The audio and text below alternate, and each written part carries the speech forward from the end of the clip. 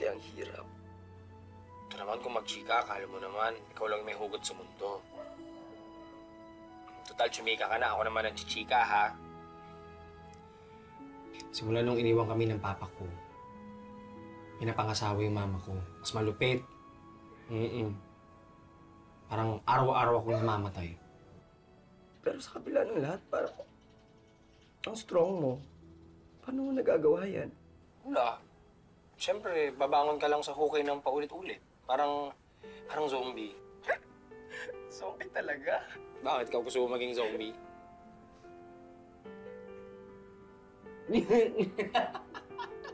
Gusto mo? Paturuan kita. Nakilala ni Dre si Randel nung ito'y nasa pinakamadilim na yugto ng kanyang buhay. Bagamat hindi pa sila nakikita ng personal, hindi inaasahan ni Dre na ang isang gabi ng kanilang pag-uusap sa cellphone ay mauuwi sa isang malalim na pagkakaibigan.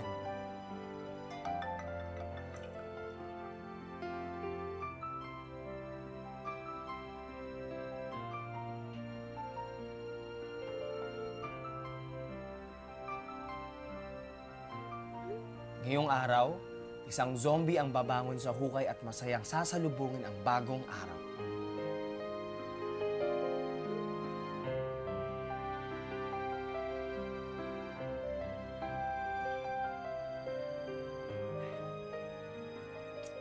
Good morning, universe!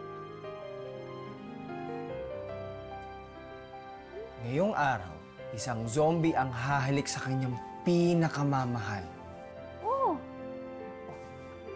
May kailangan ka siguro, no? Oo, Ba't ka naglalambing? Wala lang. Gusto ko lang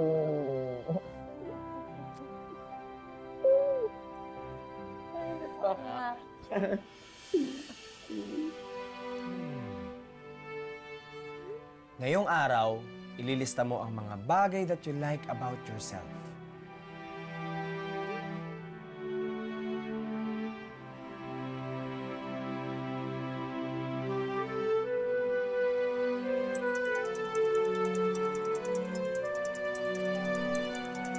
Sandali lang.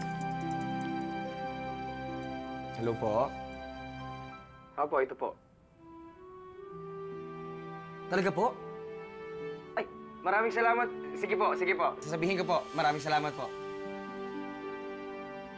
Kasi ang dami ko kasing message tsaka in-email. Finally, may clinic na sumagot. Tapos nag-o-offer daw sila ng free check-ups, tapos therapy for mental health-related cases. Del, gagaling ka na. Del,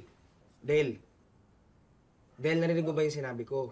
Sabi ko, mapapatingin na natin yung mga panic attacks mo, yung anxiety mo, tapos yung pag-overthink mo. Ang tingin ko kasi, baka kailangan mo na ng therapist. Yung, I love you.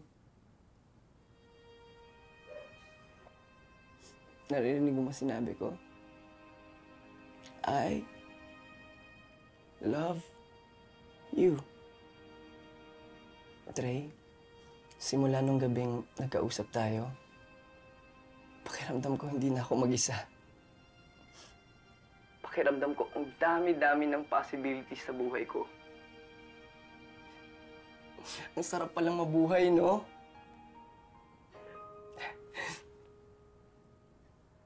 Hindi mo ako tinuruan maging isang zombie. Pero tinuruan mo ako maging tao. Pinatibok mo ang puso ko. At alam ko, at ramdam na ramdam ko, na yan din yung nararamdaman para sa akin. so inasum mong bakla ako? Dre,